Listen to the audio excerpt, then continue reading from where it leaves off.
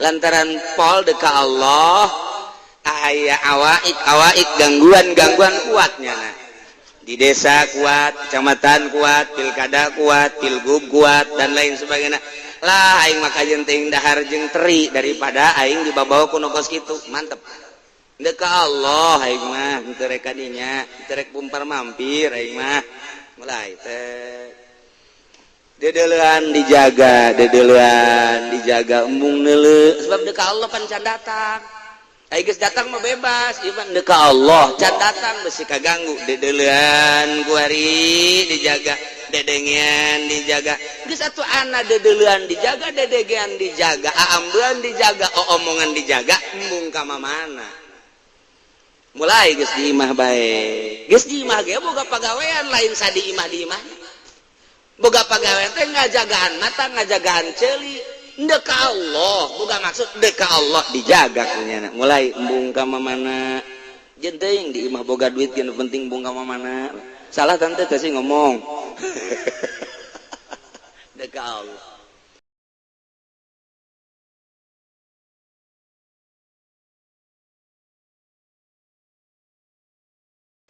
Moal diangkat jelema jadi wali lamun can bisa ngabedakeun antara alam kholqi jeung alam amri.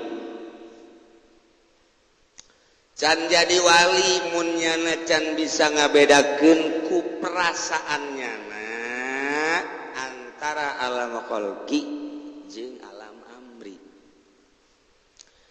Alam kholqi teh ibaratun an kholqil asya'i bitadrij asbab maqtadatul hikmah. Hiji ibarat tina ngadamel berbagai perkara kalawan nuntut, kalawan ngitung-ngitung peterapan hikmah. Beda jeung alam amri. Alam amri ma la yanfaku anil khalqi mual kaluar tina alam khalqi illa fil mujizat lin nabi awil karamah lil wali. Ieu mah carita asakna bae. Setiap perkara aya alam khalqi, aya alam amri. Naon bae kos kitu. Ngan keur tertuju ka manusia, urang dek mengenal Allah. Mengenal heula alam kholqi jeung alam amri. 10 nu aya di urang teh 10 alam. 10 lelembutan disebut alam kholqi, alam amri. Jerona lelembutan disebut latifah. 10 kabeh. Dibagi 2, hiji alam kholqi, nomor kedua alam amri. Alam kholqi teh nu mana? Alam kholqi teh hiji latifatul qalab, dedeg pangadeg urang. Jumlahna aya 4, unsur disebutna unsurul ardi, unsurul ma'i, unsurul hawa, unsurun nar. 4 unsur ngaranna qalab. Iyalah hawa urang. Terbuat tina taneuh, terbuat tina cai, terbuat tina kitu hawa, terbuat tina seun. Iyalah nu dibutuhkeun ku manusia lantaran manusia dibuat tina 4 unsur. Eueuh taneuh pae, eueuh mau cai modar, eueuh hawa koit, eueuh seuneu isdet. Nu 4 kudu aya disebut qalab. Iyalah alam kholqi, pembuatan manusia tersusun daripada 4 unsur. Nomor hiji deui ieu adalah nafsu. Iyalah alam kholqi. Setelah tersusun tinu 4 jadilah manusia. Di manusia ditendeuna nafsu ku Gusti Allah. Ayalah nafsuan. Nafsu eta teh ngabogaan 4 sifat. Aya sifat rububiyah, aya sifat syaitoniyah, aya sifat bahimiyah, aya sifat sabuyah. Opat tadi dinya teh sifat rububiyah, di mana jelema kibir, sombong, aya sifat fakhriyah, aya sifat kibriyah. Datang ke kos Firaun, ana rabbukumul a'la cak Firaun, aing pangeran sia luhur. Sifat kibir, sifat sombong, sifat rububiyah nu kos kitu ngaranna. Hayang di alam ku makhluk, ya Allah nu hayang di alam mah. Sombong, ya Allah nu sombong mah. Kumagungan, ya Allah nu kumagungan mah. Aya di diri urang, berarti urang kasifatan ku nafsu, nafsuna sifat rububiyah. Aya deui sifatnya sifat bahimiyah. Sifat bahimiyah mah sifat kehewanan. Sifat kehewanan mah asal tertutupi syahwat beteng jeung syahwat farji. Deuleu embe asalnya tuan manggih bikangna kececas. Aya kotok kakak aya mangsana kececas. Kebo kitu kene oe tumpakan kececas. Lamun manusia ngan sakadar hayang sebeuh beteng jeung awewe berarti ieu teh beda saeutik jeung kebo. Beda tipis. Kebo eta kos kitu tah. Sifat bahimiyah berarti di diri da nafsu tah. Sifat syaitoniah aya hasad setan anu sok hasud mah aya ngunek-ngunek setan sok ngunek-ngunek mah. Aya deui anu ngajakan kana dol sasar setan nu ngajakan kana sasar mah. Nu ngajakan kana munkarat setan maksiat munkarat mun aya jelema hasud hikdu ngajakna kana salah bae berarti nafsuna nafsu syaitoniah. Aya nafsu sabuyah mah deukna ngarusak bae. Lamun ka jelema hayang nem pilingan bae, lamun ka jelema hayang ngarusak bae. Ima ngarusak hartana wa ima ngarusak awakna. Sifat sabuyah naon bedana jeung macan jeung mau. Di diri urang teh saenggeusna dibentukeun opat unsur ditendena nafsu. Nafsuna nu tadi teh ieulah alam khalqi, kitulah Allah ngadamel. Lamun urang terus bae kos kitu, ieu awak urang ketika neuleuh jelema nu teu ngahormat ka urang, urang bendu, da aya sifat di urang.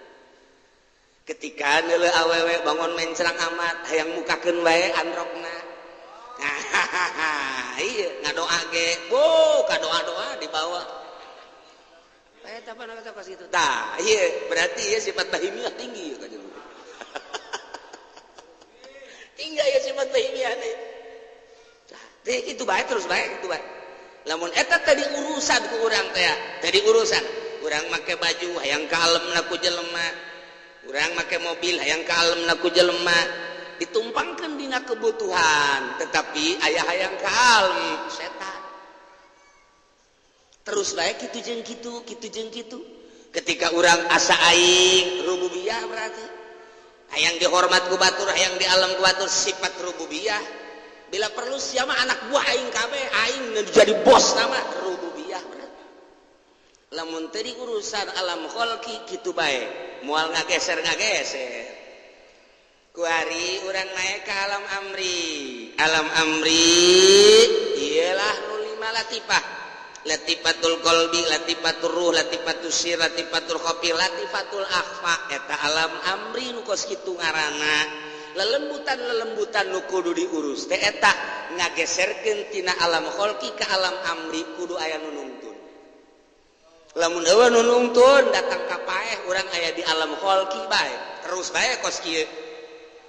Nah ieulah nu mantak gairah ibadah teh saha nu bisa naikeun gairah ibadah da ceramahan ge henteu hanya jelema nu geus ngageser perasaanana. Dibawa ku perasaan kiai nu geus ngageser tina alam khalqi ka alam amri. Lalaunan nu tadina teresep ngaji jadi resep, nu tadina teresep salat jadi rada nyai-nyayan, nu tadina haye teh husuk wari rada hayang kakarak hayang bae heula, kadanan ku husuk hayang bae heula. Nu tadina tilok hudang peuting ku wari digeserkeun hudang nonton bola. geser nu bisa ngageserkeun ti alam khalqi ngaleungitkeun sifat rububiyah ngaleungitkeun sifat bahimiyah ngaleungitkeun sifat syaitoniyah ngaleungitkeun sifat sabuyah hanya jelema nu geus ngageser perasaanna ka alam amri satungtung eta jelema encan ngageser perasaanna atuh akur bae nu ngomong nu ngawuruk jeung nu diwurukanana atuh akur bae pedahnya nama bisa maca Quran jeung ngahartikeun ai perasaan nama akur bae ketika nyana resep kana dunya nu ngadengekeun resep kana dunya atuh akur kana resep nama ngan beda ieu mah bisa maca Quran jeung ngahartikeun ieu mah teu ketika mustamekna teh ngridit atuh nyana ge ngridit atuh akur naon bedana malah mah dititahan ku guruna malah guruna ge nita mangmayarkeun tanu mama kreditan can anggeus tah mama kudu diborgol tah mah mau bombar borgol tah mama tengah geser perasaan anak atuh moal beres dakwah kajenting adag-adagan moal bisa ngageserkeun perasaan anu tadina teu resep ka Allah supaya resep ka Allah atuh nu ngajakna kudu geus ngageser resep ka Allah endek ngajak ekonomi janana encan paham ekonomi atuh macet endek ngajak berpolitik janana teu paham politik atuh macet endek ngajak ka Allah kudu geus ngageser ti alam khalqi ka alam amri kuari nyana berusaha ngageserkeun tina alam khalqi nu tadina galak jadi henteu berubah carana kumaha sih carana ngaleungitkeun perwatakan heula teu kaluar tina 3 minimal hiji zikir nomor kadua tafakur nomor katilu muraqabah nomor kaopat hikmat 4 rupa zikirna make naturan anu sesuai tafakurna napakuran anu meunang ti guru muraqabahna nu mana heula engke teh aya daerah sugro aya daerah kubro engke teh ngahidmat ka guru cara ngahidmat teh lain cara ngahidmat nu biasa kumaha aya praktek hidmatna tidinya lah dek ngageserkeun teh guru ngabejaan mata berwatek neuleuh kanu indah-indah geserkeun celi resepna berwatek ngadengekeun anu merdu-merdu geserkeun kitu kene irung watekna teh ngeuresep ngambeu anu seungit-seungit geserkeun kitu kene sungut ngeunah amat anu ladat geserkeun leungeun resep amat anu hipu-hipu geserkeun lain hehe digeserkeun jadi urang dek asup ke alam amri ti alam khalqi teh teu bisa langsung sabulan 2 bulan teu bisa perlu riadoh tapa heula napaan mata napaan cili napaan irung napaan sungut napaan beteng napaan dubur napaan kubul napaan suku napaan leungeun eta teh kakarak alam khalqi sanggeus tadi alam khalqi ditapaan naiklah kana qalbu latifatul qalbi tapaan latifatul ruh tapaan latifatul apa ditapaan ku urang dibimbing ku guru nu sebut guruna mursyid jadi teu sambarangan hayang ngageserkeun perasaan teh urang sok ngageser sorangan urang ieu mimiti urang keur diuk bae manggi aya awewe nu liwat irungna mancung putih mantep oge tah disuratan ku urang males ngageser tatadina eueuh trisno di hati ku ari trisno mas trisno ada di hatiku waduh berani urang lantaran geus ngageser perasaan anak duit nu tatadina jang anak jeung pamajikan digeser pake mahugi ngageser perasaan nu tadina tentrem cicing di imah kuari mah teu tentrem ngageser hayang anjang nu tadina pakaian di asal-asalan bae kuari mah lamun teu diistrika ngajeripit sewek teu daek make sapatu ke dismir eta ngageser perasaan teh nu kos kitu ngaranna tah urang mah lamun perasaan kitu mah tah teu kudu dibejaan kabehan teu meunang mag teu meunang neuleuh jahe haju bae ieu mah ngageserkeun ti alam khalqi ka alam amri nu tadina kurang mengenal ka Allah supaya mengenal sanggeusna mengenal secara umum ngaranna ma'rifatul am ngaranna ma'rifat awam kuari kana ma'rifat khosoh digeser make cara nu tadi mulai kuari zikir mulai tafakur nganyahokeun heula kuari af'al Allah, asma Allah, ahwa naon ge sifat Allah. Ke kaharti dina af'al bakal kaharti dina asma, kaharti af'al jeung asma bakal kaharti sifat, di mana geus kaharti af'al, asma jeung sifat bakal kaharti dengan sendirian zat Allah. Kuari mulai barang geus bener horeg man arifan nafsah arifa rabbah. Jelema nu mengenal diri bakal mengenal ka pangeran. Nah, kuari hayang ibadah ka Allah. Mulai aya guruna ya. Mulai magahan amil we zahirna ma ilmu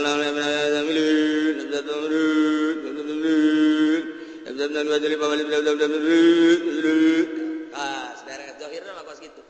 Batinna keur ka Allah.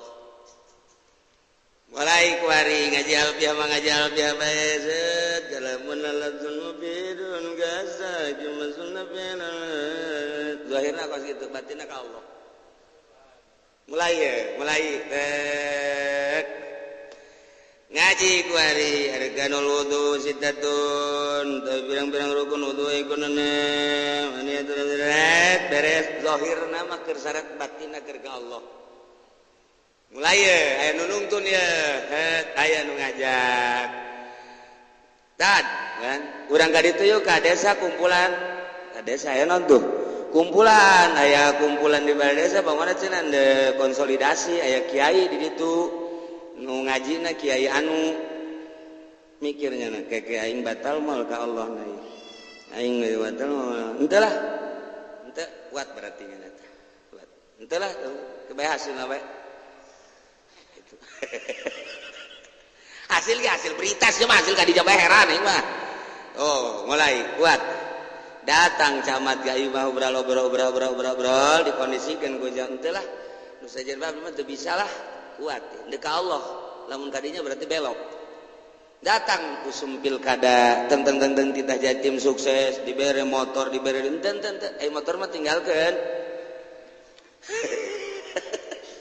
enten deuk ka Allah masalahna tuh nu sieu mah lantaran pol deuk ka Allah aya awaik gangguan kuatnya nah di desa kuat, kecamatan kuat, pilkada kuat, pilgub kuat dan lain sebagainya.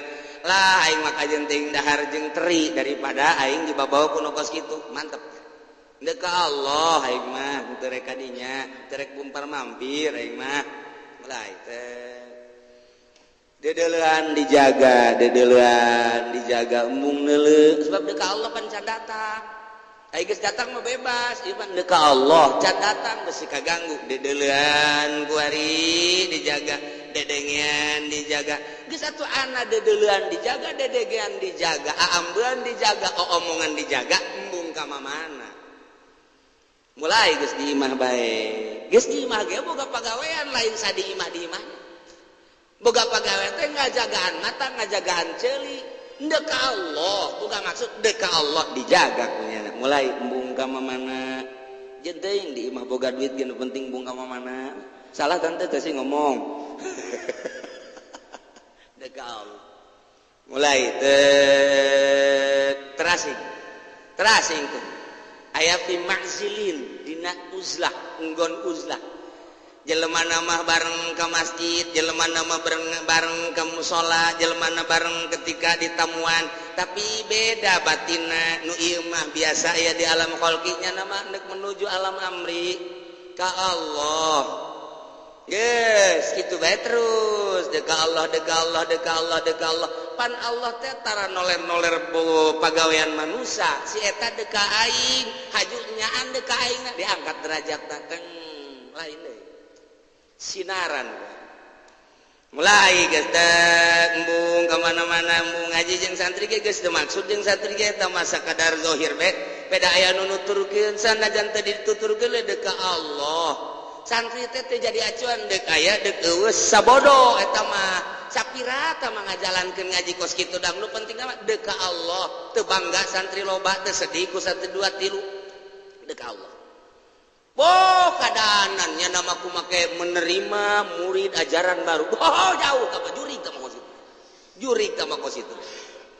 Bener ke Allah itu mampir karena kos gitu mah tuh mulai pesantren menerima ajaran baru hubungi Habib Rozak ya teman kos gitu mah mampir teman datang ke Allah tuh salah tak tentu salah ieu keur carita ke Allah besi pacar nyalakeun teu ngan nya aya di dinya di alam khalqi bae ieu bade ka Allah carita deuk ka Allah mandeg di dinya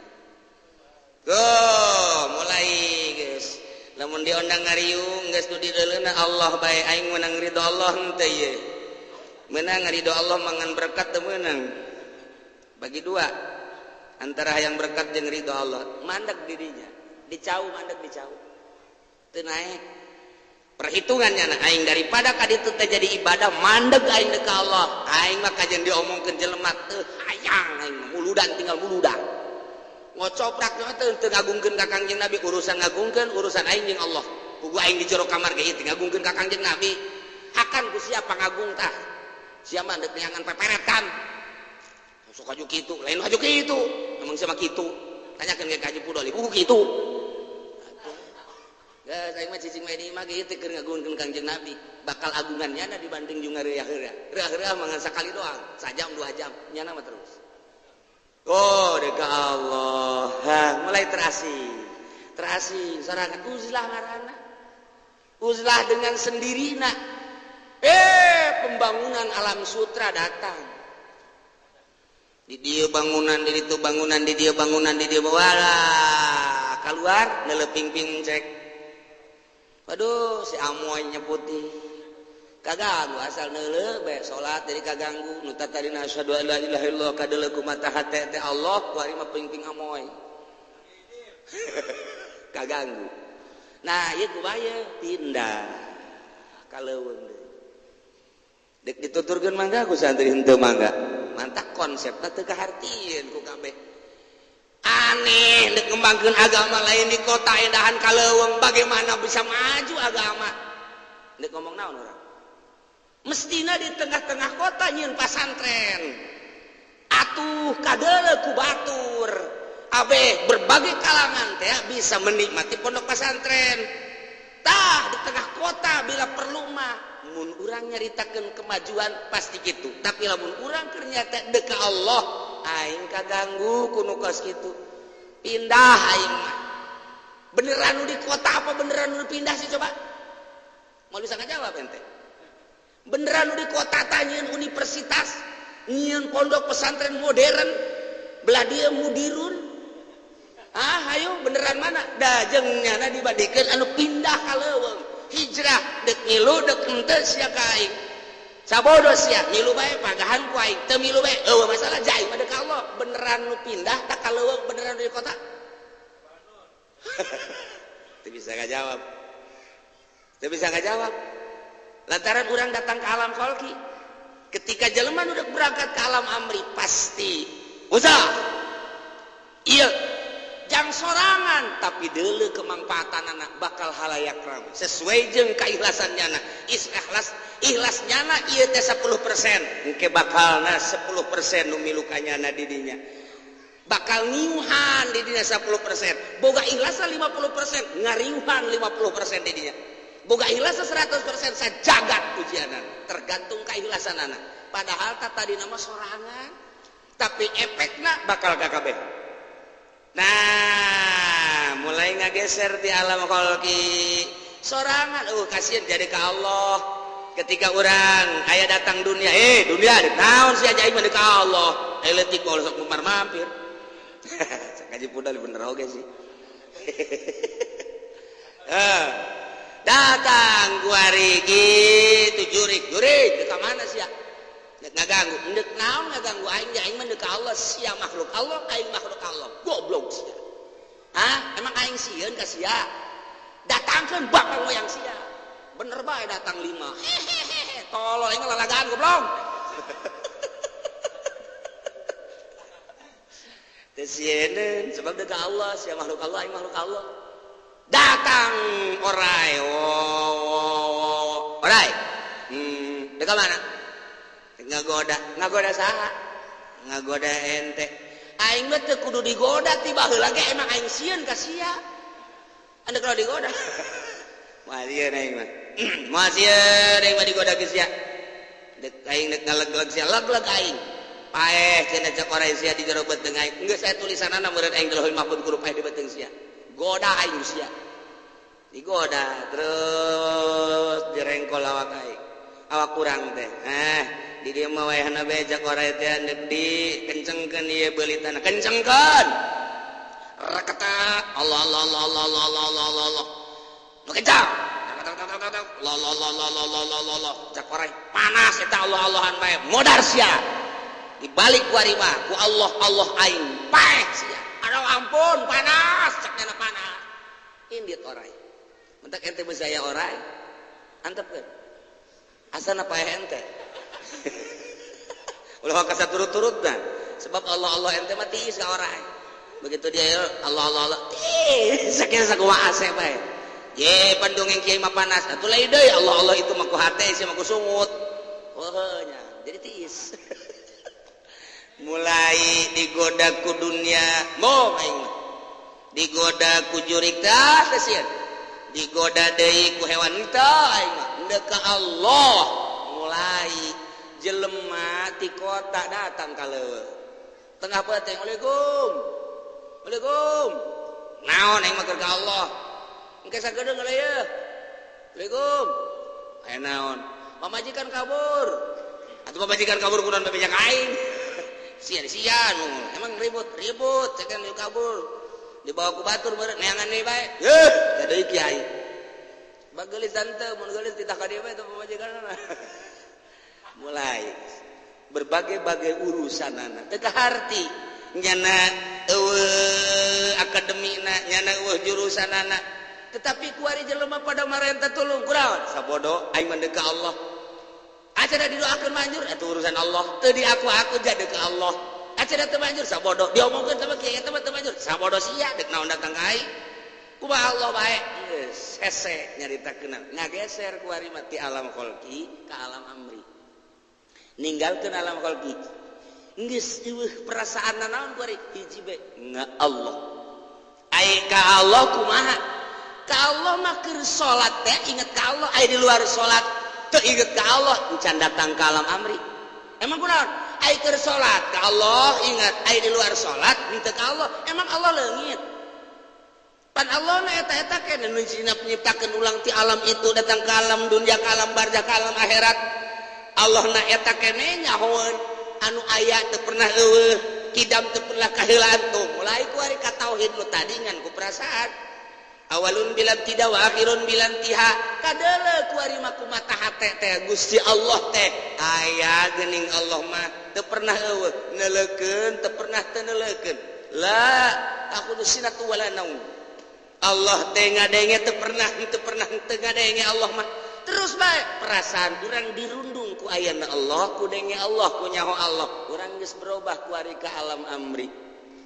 Ya secara singkat bae dibongkaran alam amri nama lila wari geus aya di alam amri nah ieu mah ngan sakadar dek nyaritakeun jelema nu geus pindah ti alam kholqi ka alam amri bisa ngabedakeun ieu mah alam amri ieu mah alam kholqi etalah wali ketika can bisa ngabedakeun mana alam kholqi mana alam amri ku perasaanana eta mah nu kos kitu mah jelema TK teh kos urangna kos kitulah jelema anu ngageserkeun perasaanana sabaraha taun bisa ngageser tergantung kecerdasanana namun masih keneh urang ka pasar ngeuleuh nu ngagantung resep keneh urang aya di alam kholqi keneh ketika urang ka pasar ngeuleuh samarenda ngeuleuh tamer ngeuleuh jubah ngeuleuh macem-macem geus teu kadeuleuh dina kadeuleuh ge ku mata ieu doang mata hate mah geus teu deuleuh urang geus ngageser ka alam amri kuari mah geus teu kudu ka pasar ngeuleuh mobil bae ketika orang deuleuh innova hayang henteu emang kunaon bantang henteu teu kawerat atuh siap jualan aya mun aya jualan meuli atuh siapa lain alam amri alam kholqina ge mah ngeblesek sama dirinya perasaan orang bakal akur antara mobil goreng jeung mobil bagus aing ge akur kumaha dina pada teu bogana aing nu goreng teu boga nu bagus teu boga lain kitu neuleuh nu bagus sakitu neuleuh nu goreng sakitu neuleuh nu rentulna baju di luhur pakaian sarua ketika asup ka pasar ditawaran eueuh nu hayang teu maksud jeung teu hayang bae tah lamun geus kitu berarti geus ngageser ku ari perasaan ti alam khalqi ka alam amri. Waduh atuh teh mah lain ku lain pagawean memeh dahar heula tuh sia lain lalaga nu mantak teangan sa Kabupaten Pandeglang, teangan sa Kabupaten Serang, teangan sa Kabupaten Tangerang, teangan sa Jakarta aya eueuh nu ngageser ti alam khalqi ka alam amri. Aya saha aya mah aya ngan moal bisa kanyahoan ketika urang nyaho si eta mangma lantaran biasa bae jelema mentak kapanggih di mana bae engke bakal berbeda. Lu engke nyana manggihan jeung bangsana deui mungkin di masjid, mungkin di gunung, mungkin di Jakarta, mungkin bae di tengah sawah, tergantung nyana kondisina perintah ilham ti Gusti Allah. Itu mesti di masjid.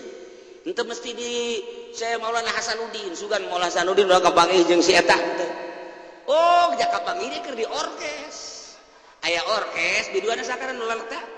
Biduana sakara gegerana tuh sase api-api sia urang aya jeung bangsana nu bantak nu kos kitu mah kadang-kadang dihareup zaman nonton biasa beuseui wah teu nya ngawali orang wali bantak beusi aya kiai atau ustad nonton orkes na ye ge sing hade talian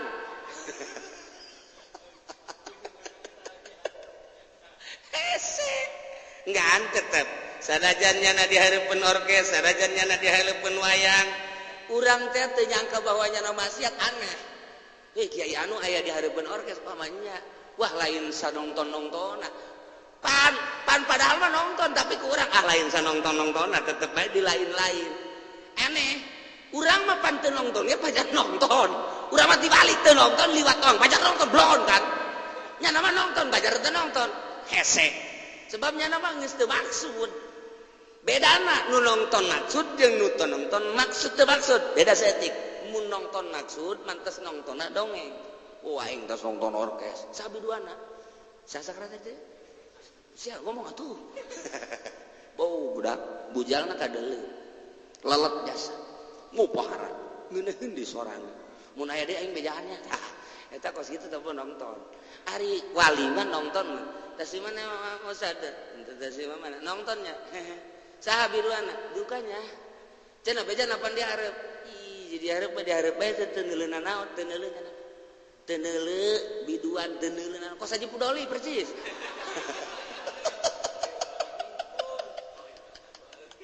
ya Allah ya Rabbi tuh kos kitu tah kos si kitu sakar ngaranna abuya dahlan ki dahlan tanjakan ketika kumpulan jeung bupati milunya nah biasa bae diuk dihareup diajeng-ajeng biasa diuk ngan ajunya nama reup BHS kos Gus Dur kerek biasa cedegeun nyana di tangga doa terakhir Pak kerek ai urang mah pugu keur ngaji ge kerek ieu urang mah lain keur kumpulan ieu mah keur kumpulan ke geus terakhir bae acara terakhir doa penutup ialah Abuya Dahlan dihudangkeun nya keur naon doa terakhir oh doa geus agesan nya geus doa Allah mun ditanya tadi si naon diberi teu nyaho tah mun geus kos kitu masalah Gus Dur lamun diriungan langsung kerek Gus Dur terkenal kerek aja Gus Dur mah kamari digor we keur kamari keur hirup keneh kerek we digor ge cenah tapi ketika aya pertanyaan bisa dipertanyakan tak kayak Gus itu kan kalau lagi kumpul-kumpul kan tidur tapi kenapa kalau ditanya bisa aja jawab wah itu sih urusan saya atau hese aja Gus Dur mah ya kerek nama benerannya nama saksian ya kerek mah aja nama tah geus sararese eta lah khoriqun lil adat nu kos kitu ngaranna pindah ti alam khalqi ka alam amri sanajan hadir ge jajana mah geus lain deuleuan ka dinya lain dedengan ka dinya emang teresep kok bisa hadir di dinya zayyin nafsaka bil maksiat tah nerapkeun zayyin nafsaka bil maksiat jang nyana lain jang ente ini ke mana ya aing dek nonton pan nonton zayyin nafsaka bil maksiat aing dek supaya kadeulina mah maksiat batin mah itu sih neraka ngaranna ya urang dihareupeun orkes ge ai perasaan urang ka Allah mah jeung moal disiksa atuh bari sika sok dihareupeun oh engke sakedeung urang bakal boga presiden tukang nyanyi deh. Oh saksian ku urang biduan nu mana bae bila perlu teu make calangan guys makanya ih kadeulean atuh bal kadeuleun eta nu kadeuleun Allah siapa seuri heran nu kadeuleun eta atuh bal disiksa dia lain deuleu lain denge indah di alam khalqi ka alam amri eta panjang dongeng nah deuk ngageserkeun alam khalqi ka alam amri di awal ngageser kudu aya nu nungtun nu mantak ge tah eta teh bakal ngageser engke ge kos urang hayang nyeun kitu kolong ulah dicita-cita ku kumaha nyeun bae bale engke kolong aya sorangan ieu ge sarua si urang deuk maca Quran ulah nyaritakeun maca Quran atuh alif ba ta alif jabar ba jabar engke ge bisa sorangan hayang bisa maca kitab atuh ambil bae baca jeung jurumiyah geus bisa ambil jurumiyah terapkeun bakal bisa maca kitab ieu ge sarua tungtun ku guruna ieu kieu bakal marifat sorangan ye atuh kos kitu dijaheunya atuh heuh meureun dongeng ieu tah mah ya hese ka ditu nama tah ieu ngageserkeun ti alam khalqi ka alam amri teu sambarangan moal diangkat jadi wali jelebak muncan bisa ngabedakeun mana alam amri mana alam khalqi wa amma syariat